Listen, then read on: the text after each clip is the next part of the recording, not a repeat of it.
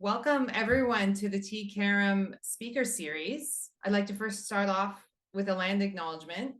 We are located in Toronto, Ontario, Canada, and we wish to acknowledge this land on which the University of Toronto operates. For thousands of years, it has been the traditional land of the Huron-Wendat, the Seneca, and the Mississaugas of the Credit. Today, this meeting place is still home to the many Indigenous people from across Turtle Island, and we are grateful to have the opportunity to work on this land. My name is Professor Laura Rosella. I'm the education lead at T-CAIREM and very excited to welcome you all today.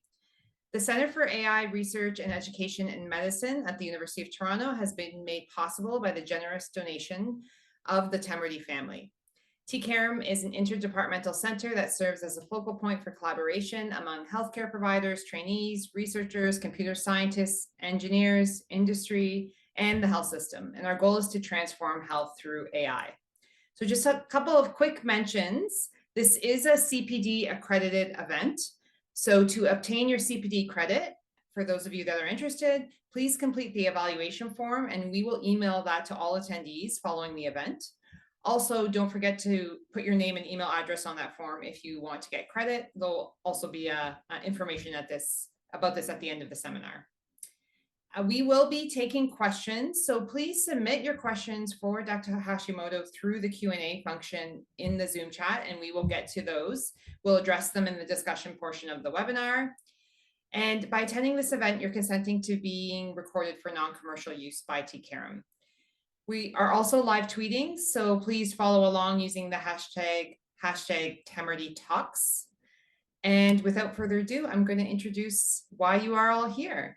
I'd like to give a very warm welcome to Dr. Daniel Hashimoto, who's an assistant professor in the Department of Surgery at Perelman School of Medicine and in the Department of Computer and Information Science at the School of Engineering and Applied Science at the University of Pennsylvania.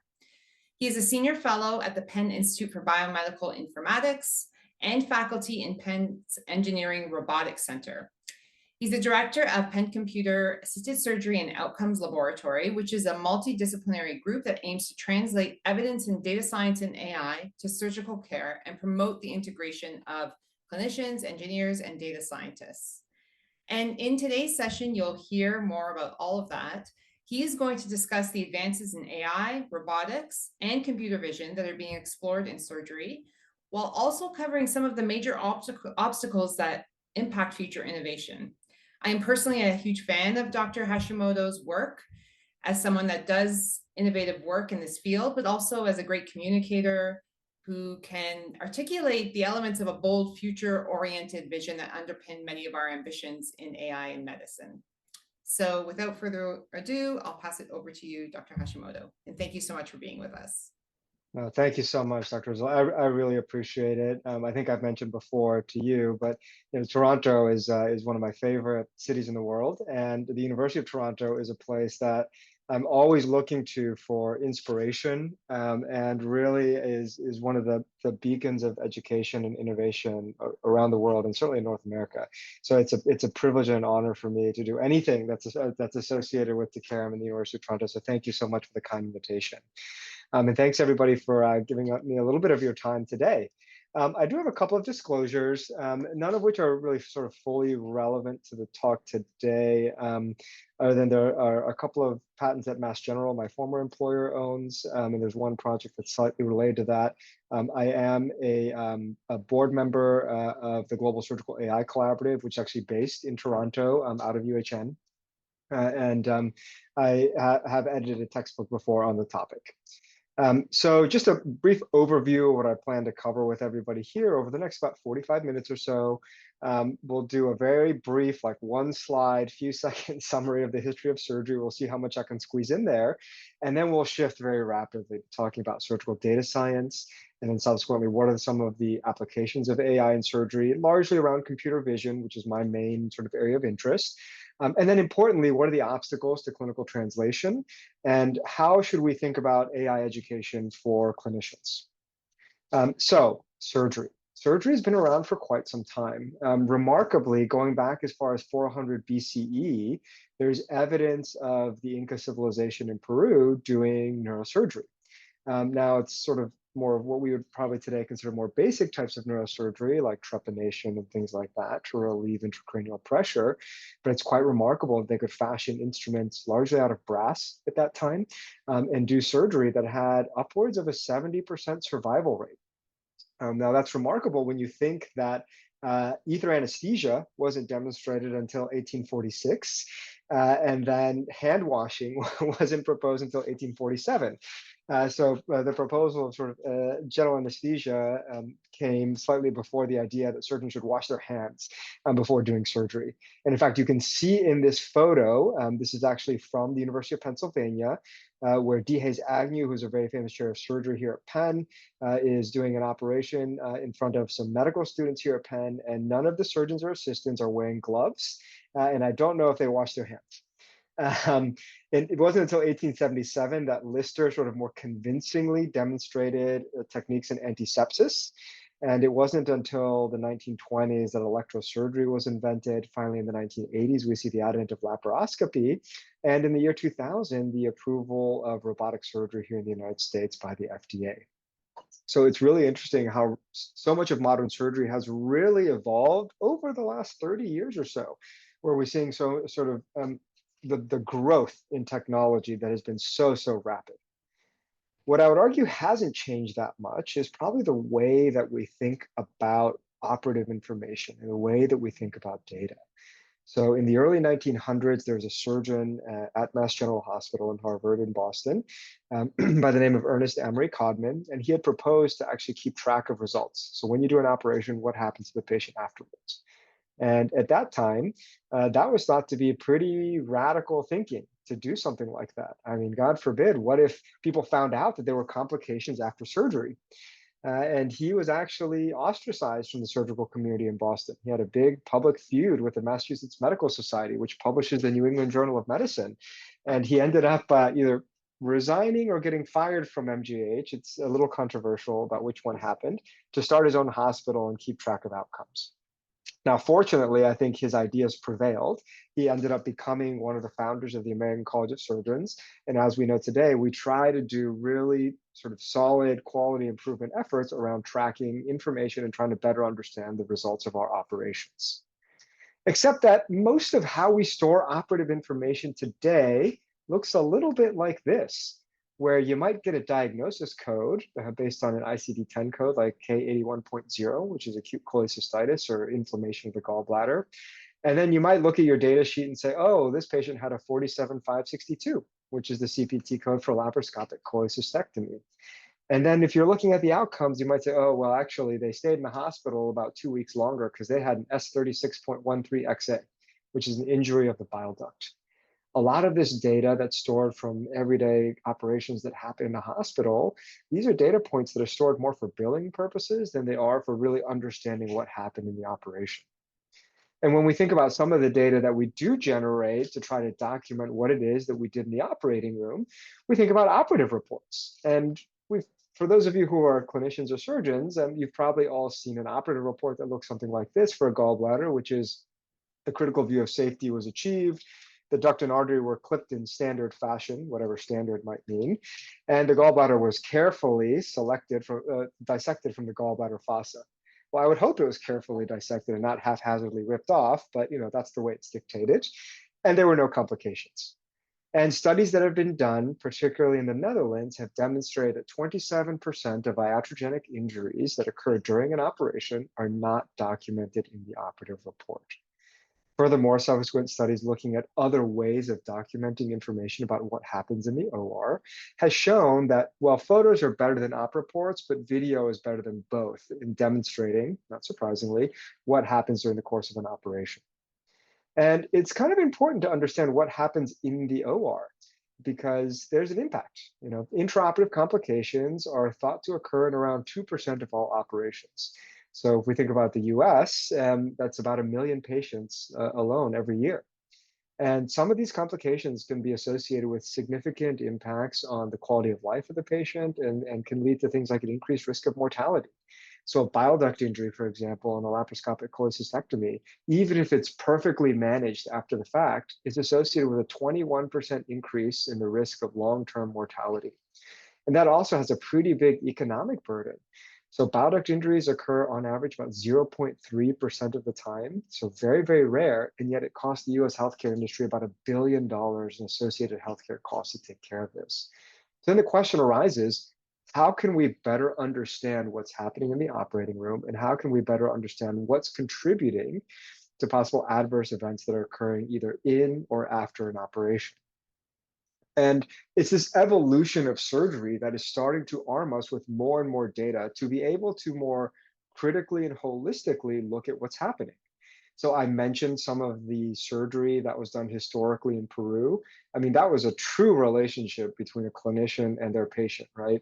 That you maybe have a crude saw or drill, but you don't have anesthesia, you don't have hand washing, anything like that.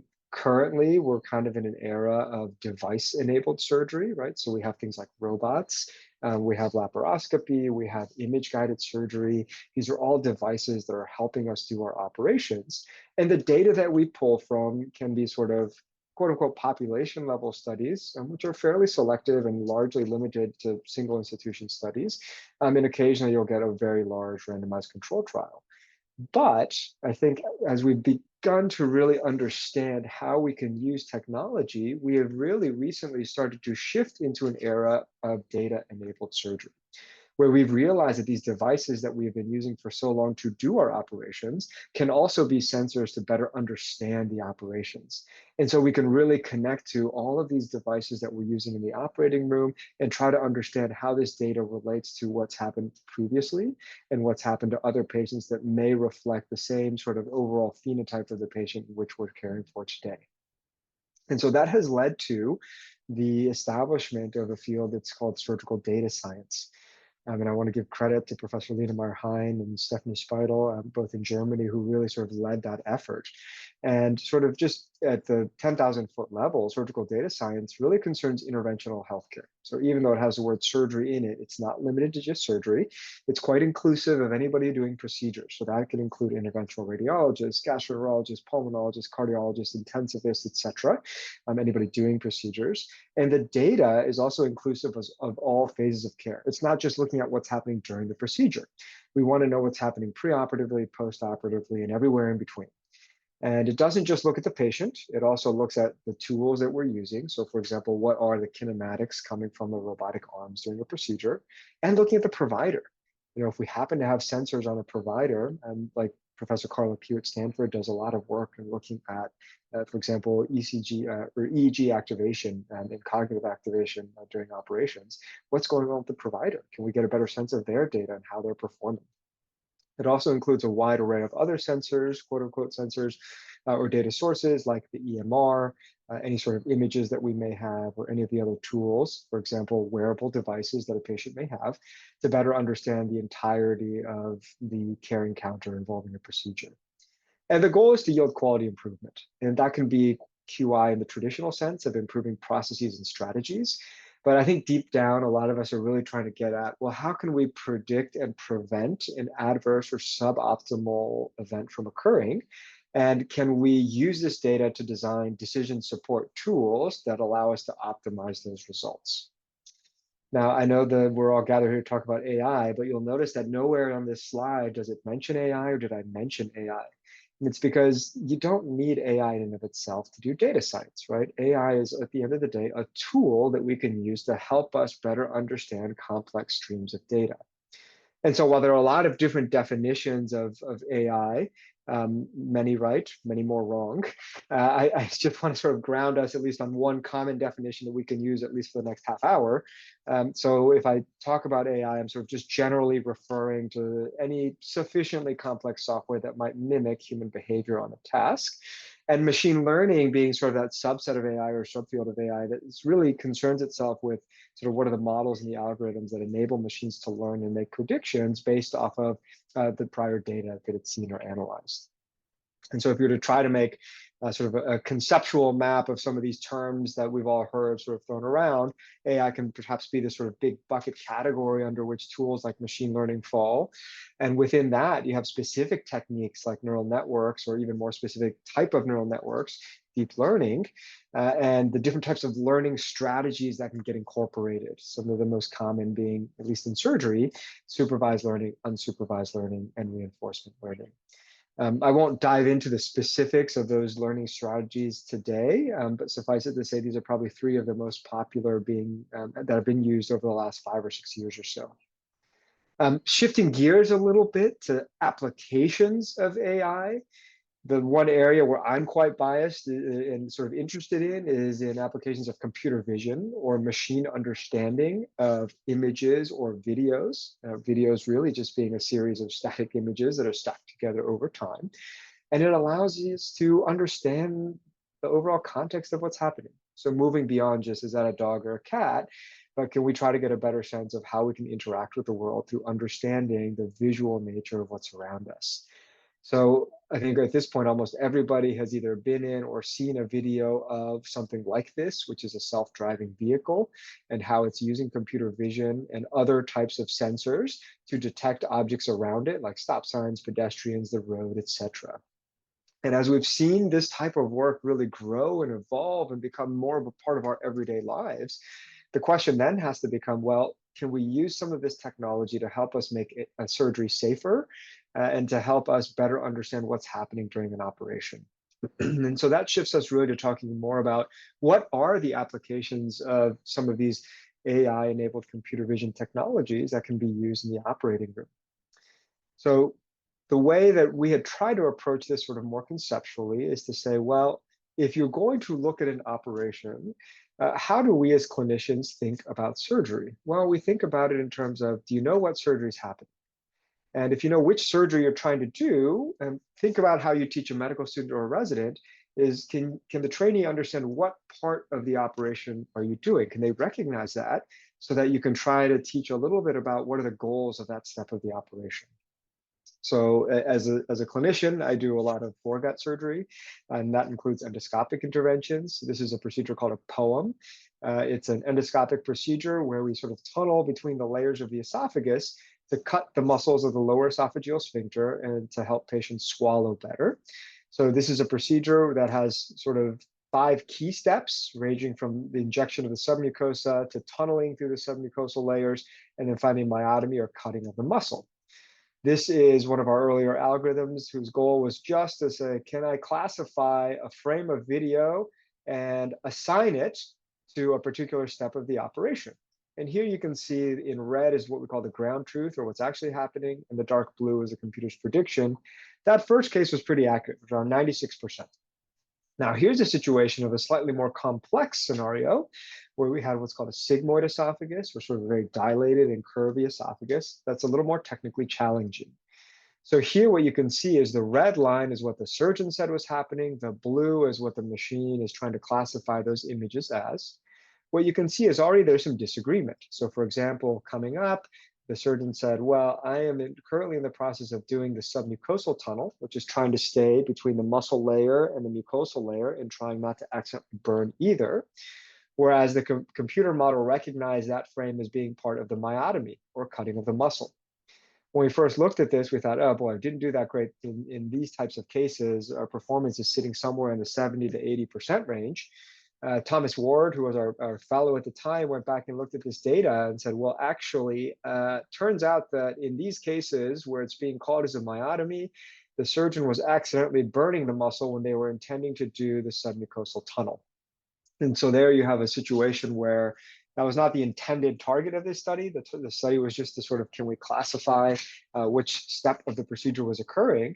And yet as part of that, we were able to pick up on potential adverse events that could occur, or at least inadvertent injuries that may or may not relate to future complications. And so that really gave us a clue that we could sort of look more specifically at what was happening within the video and not just sort of think about, oh, can I figure out which step of the procedure is occurring? And so that moved us into, I think, a little more interesting work in terms of trying to understand, well, how is it that surgeons, as they're learning, perceive the operative field? How do they think about what's safe and what's unsafe? And this is based off of the PhD thesis of Amin Madani, who's an endocrine and acute care surgeon at UHN and a very close friend and collaborator. So he designed a program called Think Like a Surgeon. There was no intent of using any sort of AI here. It was really, it would present you a video of a case, freeze it, and ask you as a trainee, well, if you were doing this case, where would you start your dissection? You could then compare it to where experts who had also seen these same cases, had said they would want to go. And then you could indicate your confidence level. And that would give you sort of some immediate feedback about your mental model of what was safe or unsafe in a given part of a dissection for a lap chole. I remember when I met Amin, we were in Houston at a meeting, and he was presenting some of this work. And we had just finished some of our work around understanding what was sort of inadvertent injuries that were occurring and trying to use computer vision. And I was blown away by his work. And we sort of collaborated after that and said, well, can we take some of these labels that are being generated by experienced surgeons and feed them to a computer vision model, which is what you see here on the right. So here on the right is what's called a representation of the go, or the green, and no-go zone in the red during a lap chole. So this is based on what expert surgeons had previously labeled data as to try to identify these safe and unsafe planes of dissection. And you can then use those trained models on unseen data to basically create a GPS for surgery, where you can highlight for trainees, if you stay within this green band, you are less likely to injure things like the duodenum or the common bile duct, which tend to appear in the no-go zones labeled in red. And then this was trained on over 260 videos that were gathered from, I believe, around over 30 countries. So we try to get a pretty generalized data set to do this. However, it was not trained on particularly difficult cases, and we certainly didn't have any videos of things like bile duct injuries. This was based on surgeons' intuition of what was safe and unsafe. What was really interesting, though, was after we published this work, people started to send us videos of their bile duct injuries. So this is an example of a video that post hoc we're analyzing this. The surgeon does not have this sort of heat map available to them. The heat map is where our go-no-go zone algorithm had recommended was the safe area of dissection. You can see here the surgeon is dissecting below that, probably 1 to 2 centimeters below. And now all of a sudden you can see this sort of brown liquid coming out. And that's recognized as bile that's spilling.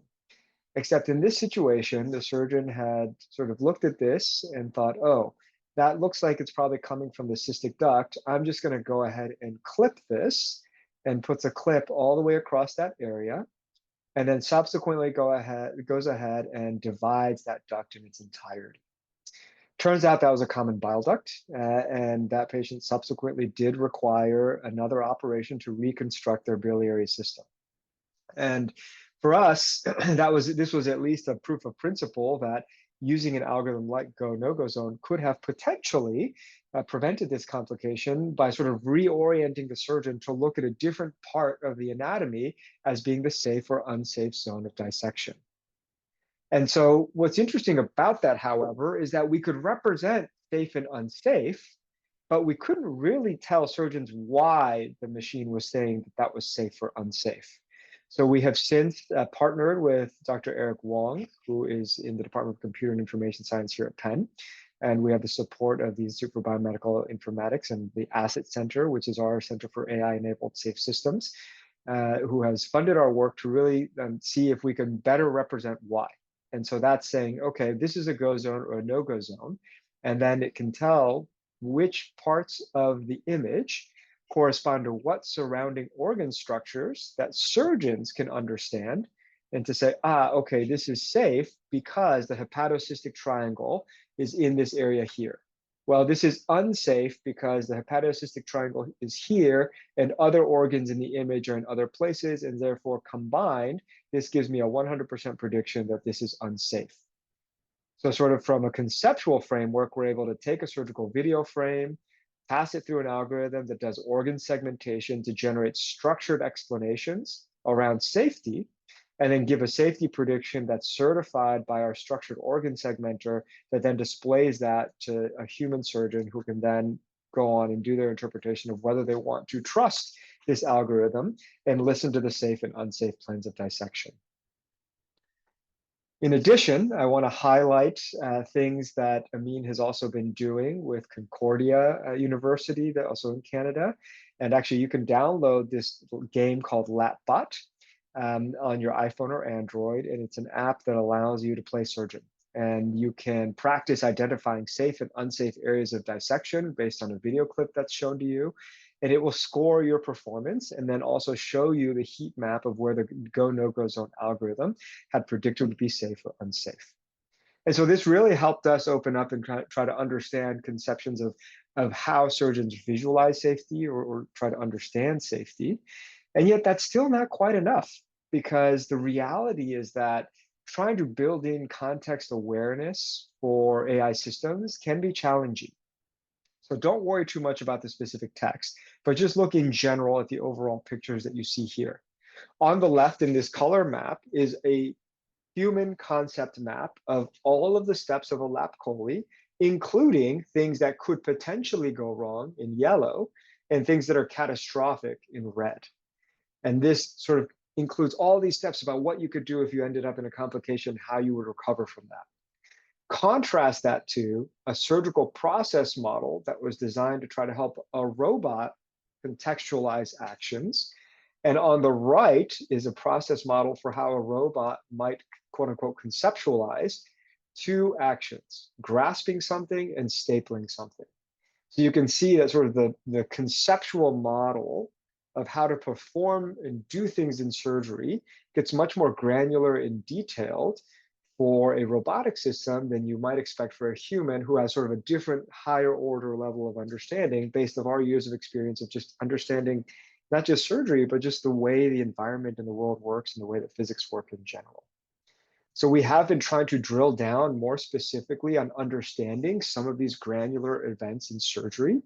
And so drawing from work that was previously done at the University of Strasbourg by Pietro Mascagni and Chinedu Nwoye and Nicola Padua, they described this idea of an action triplet, which is to say that you have an instrument and it interacts with some sort of target or organ, like a hook and a gallbladder. And there's a verb that describes the interaction between the two. And that an operation is made up of a series of action triplets that occur over time.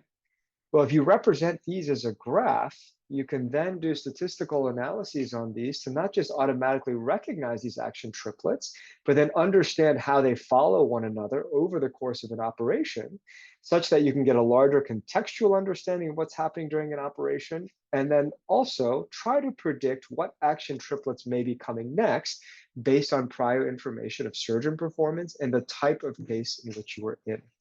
And this is what's now starting to unlock for the community a better understanding of, well, can we start to predict some of these adverse events? And on top of that, can we provide better feedback around how one should be doing an operation such that you can structure these gestures and triplets in different ways? And that has really led to really big explosions in understanding how performance inside the operating room relates to outcomes.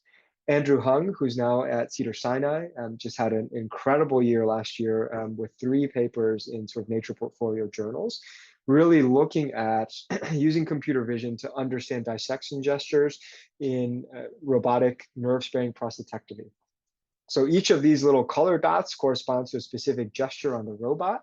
And what he was able to do is create these gesture sequences and correlate these sequences with patients' recovery of erectile function and continence 1 year after their operation. Furthermore, he was able to drill down more specifically and identify, well, which of these gestures are most predictive of recovering those functions or of not recovering those functions. And anecdotally, as surgeons, we know, hey, when you're near a nerve, you probably shouldn't use that much electrical energy because that energy may travel and damage the nerve. But Dr. Hung was able to get us quantitative data that shows that that is in fact true. If the more electricity that you use in these gestures, the more likely you are to have a worse outcome for your patient. And what's really amazing, I think, about his work is that this is actionable feedback. You can look at a gesture sequence between experienced and inexperienced surgeons and give feedback to those inexperienced surgeons to say, hey, you should try to match this gesture profile because we know that this is going to lead to a better outcome.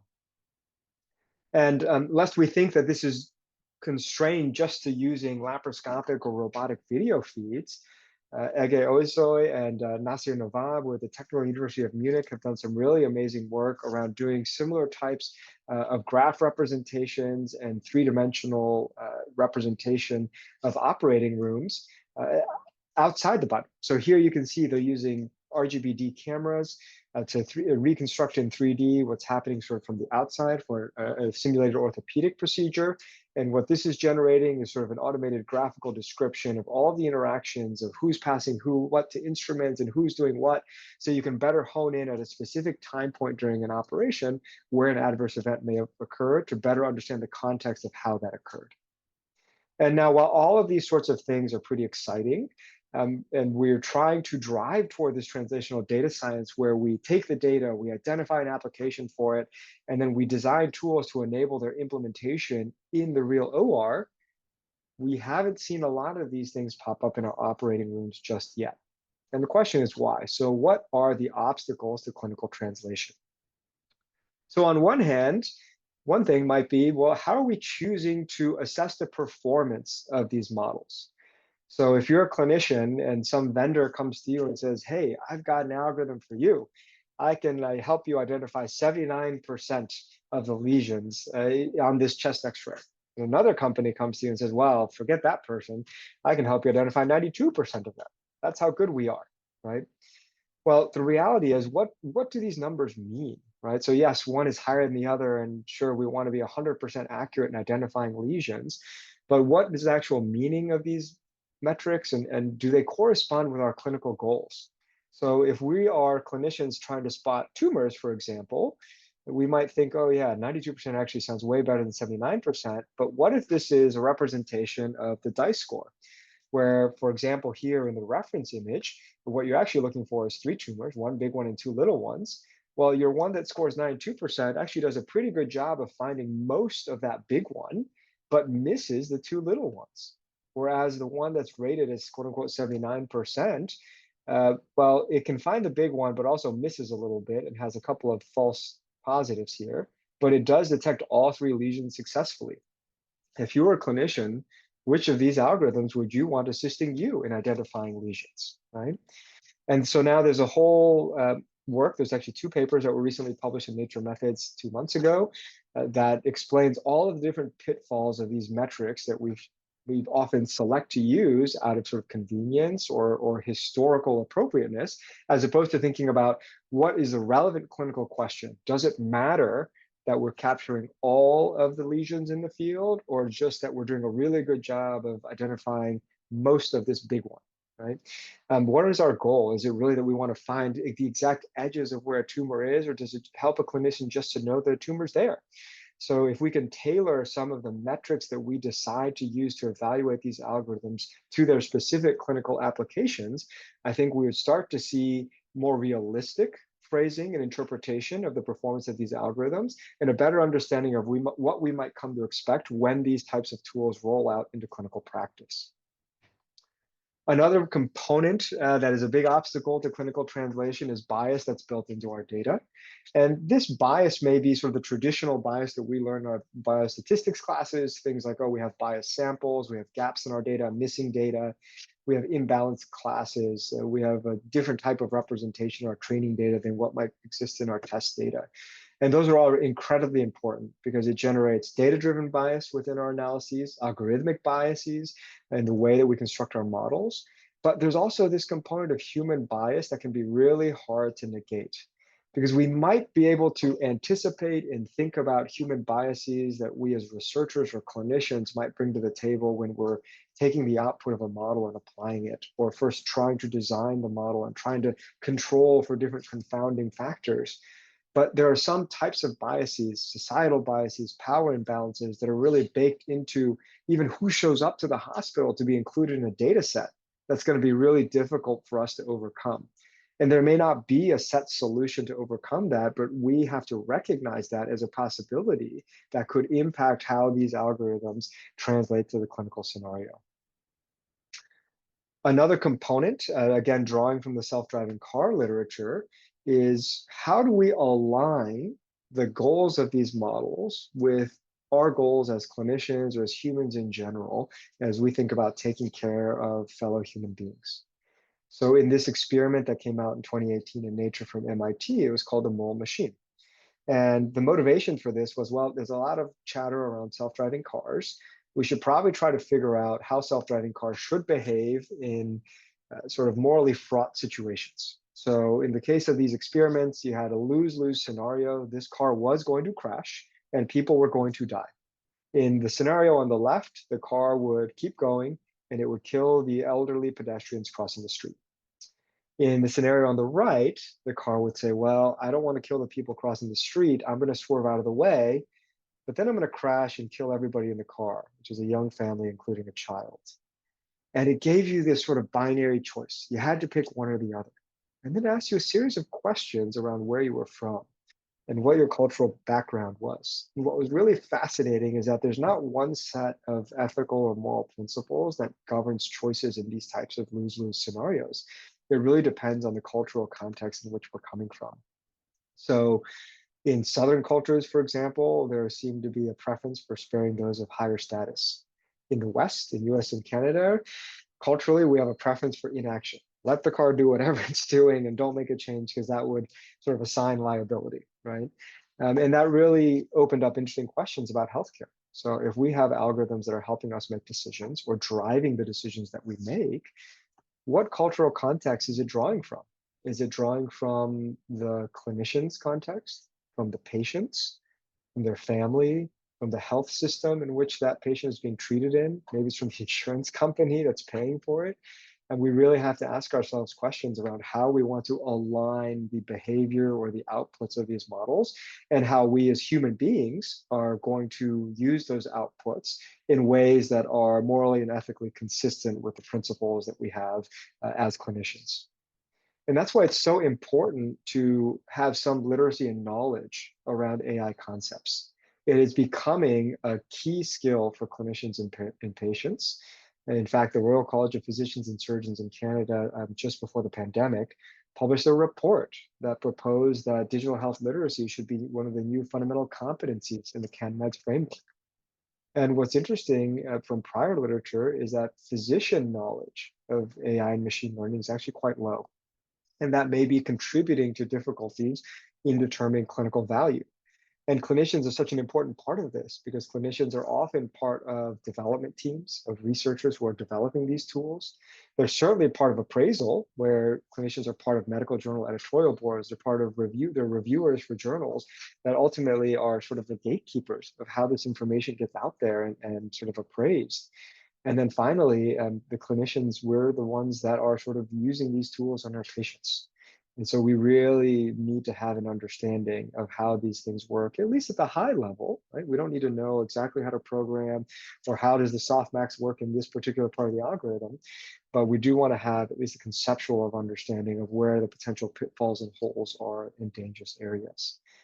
And this is why we have a collaboration set up now that includes Professor Madani in trying to understand healthcare literacy amongst clinicians and researchers and trying to understand how that might apply to healthcare. So if you're interested, you're welcome to try it out and see what you think of some of these questions and assess your own healthcare AI literacy.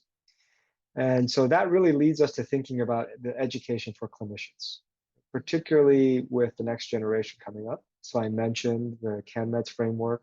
And so the digital health literacy competencies being integrated into that, and thinking about emerging careers where you have clinician informaticians helping out. And already we have several. And I think Toronto is one of the leading centers to have really incorporated data scientists and engineers into the clinical mission as evidenced by T-CAIREM. And I think it's something that can hopefully continue to expand and proliferate, not just in Canada, but across the world, because it's really becoming a team science in really trying to integrate and understand how all these things come together. We're also trying to educate people through our different surgical societies. So at SAGES, for example, we're currently running what's called the Critical View of Safety Challenge, where we have at this point gathered almost 2,000 videos of lap chole from around the world, over 65 different countries, including Africa and South America, not just sort of US, Canada, and Europe, where we're trying to better understand how is it that people achieve the critical view of safety. And we are now actually going in the process of releasing labeled data, as each video has been labeled by 3 clinicians, and it marks whether or not the critical view of safety was achieved. And so through MICAI, which is the Medical Image Computing and Computer Assisted Intervention Society, we are releasing this data to challenge computer scientists to see how they do in automatically identifying the critical view of safety. So if you have any interest in that, either in participating clinically or in participating in one of the computer science teams to do this challenge, please check out cbschallenge.org for that as well. And then finally, I think there's also just that sort of more local level education. So at PCASO here at Penn, we really try to engage in multidisciplinary education of medical students and residents with engineering students, both at the graduate level and the undergraduate level. So in addition to having courses that pull from clinical faculty as well as engineering faculty, at least in my lab, we do placements. So I have PhD students, master's students, undergraduate students from the School of Engineering, and they work side by side with medical students and residents on projects. And the goal is to try to build this sort of team-oriented mentality to learning and develop this fluency, this sort of bilingualism across clinical medicine and engineering to really try to pave the way forward. Because I think some of these innovations that are coming up are really going to be dependent on having joint education, joint innovation, and really joint drive across different disciplines to achieve something that's going to be really clinically meaningful and transformative. And I want to make sure that we leave time for some discussion. And so I'm going to close with just sort of highlighting how important it is for all of us to have some sense of digital health literacy. And that's not just relating to AI alone, that's also thinking about how we relate to digital health in general.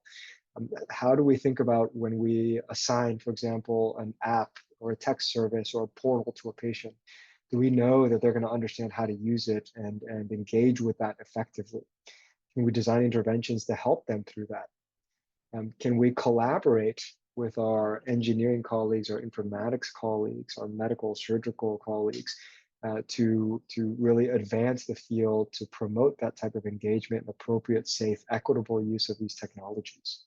And to do that, we're going to really need a cultural shift in clinical medicine.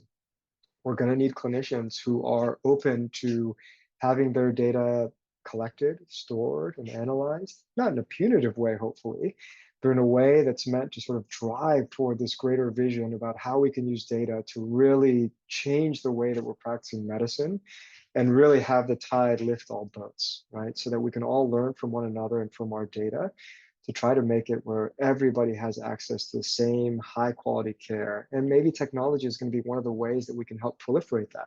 It may or may not be a computer vision model that helps sort of give you a GPS to have the same type of surgery that you would have, whether you're in rural Canada, the US, or whether you're in New York, Boston, or Toronto, right?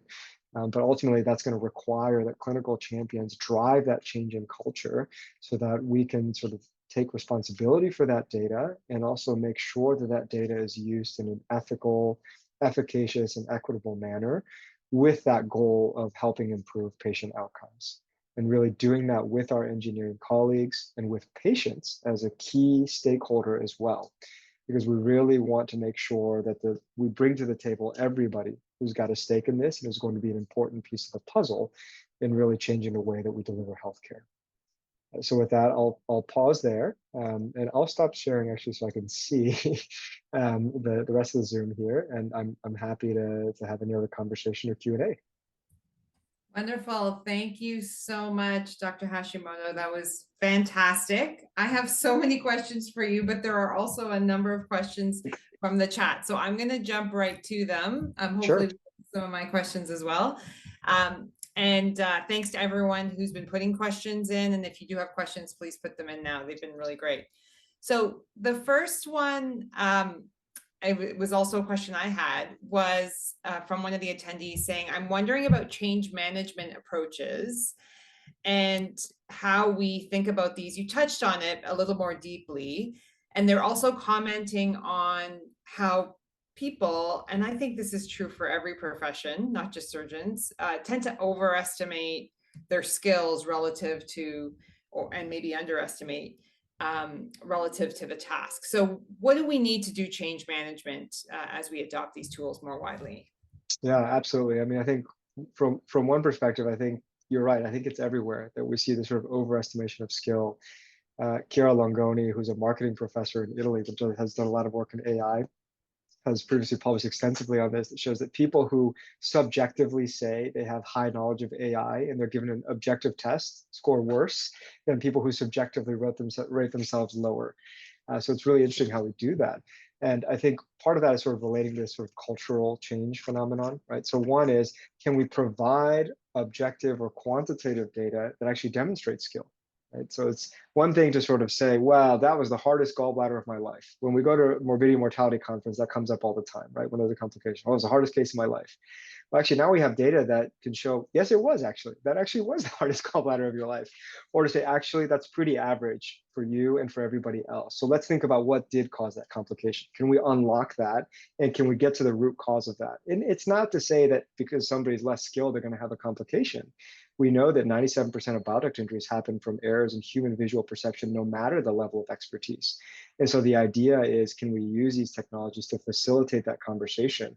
And I agree, it's not just about using AI, it's incorporating these other elements of implementation science to ensure that it's used appropriately to affect change management. That's great, thank you. So I'll now go to another question. This was also one of the questions we got in advance, so I'll ask this one. So it's a bit of, is AI going to replace clinicians entirely in this space? First, just your thoughts on how you feel that is. And if not, which I suspect is not an entire replacement, what is the role of the physician in the future that is using AI-assisted devices throughout their clinical work? That's a great question. I do not think that AI, at least certainly not in my lifetime, probably not even my son's lifetime, is going to replace clinicians. And what we know is that there's this sort of last mile problem, right? Where it sounds like we're getting really close, really close, really close, and all of a sudden we seem so far away, as if we never started. And we can point to self-driving cars as an example. Like, yes, we're seeing a lot of self-driving cars out in the road, but I don't know how many people want to say, oh yeah, we're ready for full self-driving everywhere, right? First self-driving car was in the 1980s, I believe, if I remember correctly. And at that time, people thought, oh, by the 1990s, we're going to have full self-driving. Well, here we are in 2024. We're maybe marginally closer, but not fully. And so I think we do have a long way to go. I think the reality is going to be that there's going to be this augmentation, right? You're going to see this human plus AI. And we've seen that borne out in the radiology literature and the pathology literature, where the AI alone may or may not be better than the human, but the AI plus human together are better than either one alone. And so I think you're going to see this augmentation of skill and performance. And part of that is just sort of which parts of the task, which parts of the attention can we shift to really make sure that physicians are operating at the top of their license, right? So can you take away some of the more menial, quote unquote, menial or trivial aspects of what we do and automate some of that, or augment our decision making around those concepts so that we can think more clearly about the important parts where we're needed. That's great. And this is somewhat related to what the future surgeon needs to know. I think a lot of people are wondering, well, what do I need to know? So the question is, does a surgeon need to now learn and understand computer vision to be able to apply these technologies and understand these more complex things? Is that what's needed for the future?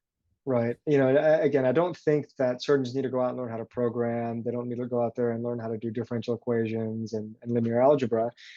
But I do think it's important to have a conceptual understanding at least, right? So we may not be able to specifically say, oh, I know exactly how the MRI is working at every point during the scan. But at a conceptual level, we know how to describe, right, hydrogen spin and how this realigns, et cetera, and the base concepts.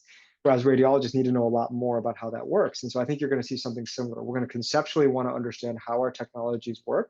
What are the safety profiles of these technologies that we either prescribe or interpret, right?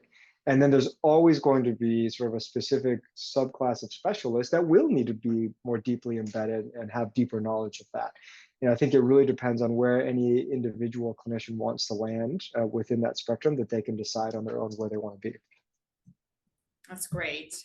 Okay, I'm going to move a bit to something a little more specific in terms of maybe in your experience, what are some of the best practices to ensure disagreement is useful in terms of the algorithm versus poor prediction of the algorithm?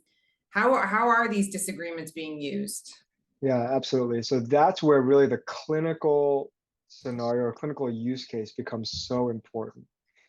Because certainly as like a data scientist, you want your data to be clean. And like I cannot have any disagreements. But the reality is that in clinical practice, disagreements happen all the time, right? Even two experienced clinicians can look at the same picture and disagree. And it's not to say necessarily that one is right and one is wrong, but there's information in that disagreement that gives us a sense of maybe this is not as well defined of a clinical phenomenon as we thought. So where is the gray space, and can we explore that gray space with our data and better understand and maybe develop a better nuanced understanding of whatever the edges of a common bile duct, for example, right? And what's safe and what's unsafe in that area. And so what that really lands on is having the appropriate clinical sort of consultation, and then also the appropriate sort of data consultation on the flip side of that, which is to land at what is the clinical problem you're trying to solve, and within that, what matters, right? Where anticipate the areas of disagreement if you can a priori, and if not, you can tackle it post hoc because things will come up, and then try to work with engineers or data scientists to understand, okay, well, how can you analyze this data? How can you account for some of these disagreements and ambiguity to better reflect that clinical phenomenon that you're trying to find within that particular research study or test that you want to run? And it really is sort of just that sort of teamwork-based perspective of making sure you're looking at the full lens of the picture. Absolutely. And that it's so interesting because I think that disagreement that exists and is healthy really, because that's how we improve outcomes by working through these, is often hidden to the patient. I think there's an assumption that things are just very algorithmic and very deterministic. So that leads me to the next question that was raised by Daisy. Are patient partners engaged as part of this work? Have you seen it in any of the projects you've been involved in? And just seeing the importance of patient engagement, what is that looking like in the surgery space? Yeah, so I think it depends on the particular types of studies that are being done. Actually, we're in the process of drafting a new project that we're going to work on with patients. We're actually working with a couple of collaborators from our patient and families office here at Penn, because we do think it's important. It's important for multiple reasons. One is, what are the outcomes that matter, right? If you look at the work that Dr. Hung had published, he didn't necessarily only publish on things like, well, can you identify a ureter?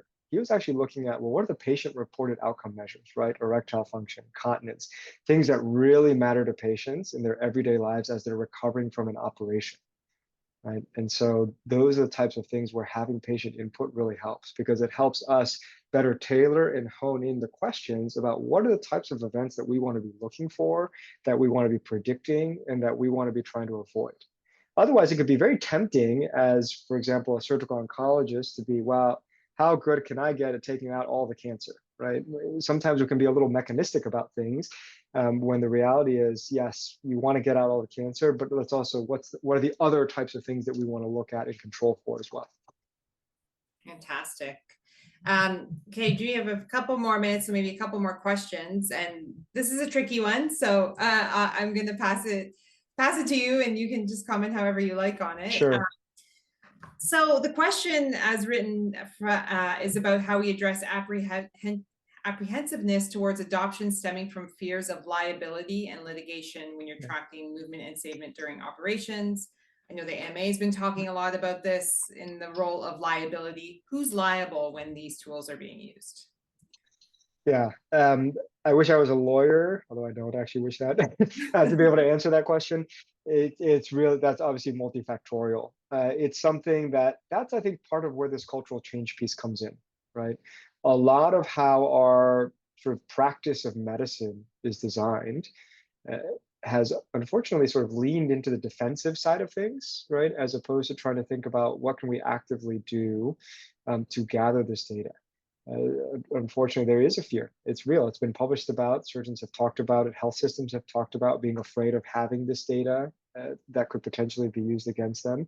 And so that's a question that culturally, how are we going to have some changes in regulation, changes in policy, changes in law to try to promote safe behavior and acquiring safe behavior, right? It's actually having some psychological safety for the providers, for the patients, for the health systems, to say, if we want to do the right thing and better understand why complications and bad outcomes are happening, how can we make changes to our system to promote those behaviors? And I think those are the conversations that are happening now. It's just a little bit slower than probably we would like. Yeah, I think that's a great answer. I'm going to try and squeak two more in. The next one I want to ask you about is around randomized control trials for the outcomes that you were talking about. Like, I really like that point you made about having the clinically meaningful outcomes for the use case and moving away from these sort of generic measures of utility. What are you seeing? Because you're at the edge here. Are these trials starting to come out? Are we starting to generate high quality evidence on superior outcomes when using AI assisted devices? Yeah, so I think that part is in its infancy. I think the first step has been that the reporting guidelines have started to come out in the last year. So specific or AI specific tripod consort statements are coming out. Sprint, MI claim. These are all the different reporting guidelines for what does it mean to have a study reported to the highest standards for reproducibility and verification. So that's been step one. There are studies that are currently underway that are beginning to utilize these guidelines for in terms of design and reporting. I haven't seen one published yet per se, but I do want to caution against saying we need a randomized control trial to definitively demonstrate this. Keep in mind that at least in surgery, these complications are fairly rare, right? So bile duct injury, 0.3%. You could do a randomized control trial till the cows come home, and you're probably not going to be powered to show a difference in preventing a bile duct injury per se. So then the question is, what are some of the other surrogate endpoints that we may want to identify? And the question is, do you need a randomized control trial, right? I think maybe it was in the BMJ, I can't remember, they did that funny sort of parachute study about randomized control trials showing that parachutes don't necessarily prevent death after falling out of a plane sort of thing. And so there's some caution to be said about, do we really want to hold up randomized control trials as the only way to prove that these things may or may not help? Yeah, and I think that's also a big plug for the need to capture high quality data as these devices are being implemented more widely, because with high quality data, you can actually do very high quality observational studies to generate some of that evidence you're talking about. Correct. And I would argue that actually the real world evidence probably matters more. Exactly. We've seen that in the radiology literature. Data gets submitted to the FDA, it's like 90-something% effective, and then they do the follow-up real world study and the effectiveness drops precipitously because of changes in disease prevalence from what was in the test data set to what's in the real world. And so I would caution around saying like, oh yeah, this is going to lead to a big change because this randomized trial was published and reviewed by the FDA. Exactly. Okay, one final just quick point. Okay. What do you think about the relationship between industry and academia? How's it changing? How's it evolving? Where do you see it going in the future? Yeah, I think that relationship is really important. On the one hand, you see a lot of innovation that obviously comes from academic labs. But at the end of the day, academic labs are not commercial entities that can scale, right? So we might design an algorithm and we'll write a paper. My mom might read it. maybe a couple of colleagues might read it. Put it on the fridge. Exactly. But that doesn't mean that it's going to translate into something that can be used to help patients. And so that partnership is becoming really important. And now what we're seeing, particularly with things like these foundation models, is academia can't compete with industry in some of these things, right? We don't have Google money, Meta money to be able to design these really large language models and things like that. And so I think what a partnership looks like is evolving, but I do think that partnership is going to be very critical. I do think that it will be very important to maintain standards around ethical practices and use of research data. But it has to be a collaboration. It has to be a partnership. This can't be done by anybody on their own. What a great way to end. And I will just there's a lot more questions and also words of praise in the chat coming in. So just on behalf of T-CAIREM, just want to thank you so much, Dr. Hashimoto. That was fantastic. Very exciting work. Hope we'll talk again because your work in the space is so fascinating. And I just want to thank you so much again for speaking to our group today. Well, thank you for the invitation. I really appreciate it. Thank you so much. Thank you. We have a couple just last announcements just before we sign off. Two things. First, T-CAIREM has launched its first online course that takes place this summer called Computing in Medicine. It'll teach participants how to use Python for medical applications. Amazing hands-on course. All the details are on our website. We are also hosting a one-day symposium on June 17th, entirely devoted to multimodal data and the future of AI. And this takes, you can register and attend virtually, and registration is free. Both of these items can be found on our website, tcairem.utoronto.ca. QR code is for the evaluation, especially if you need CPD credits, but you'll also receive an email.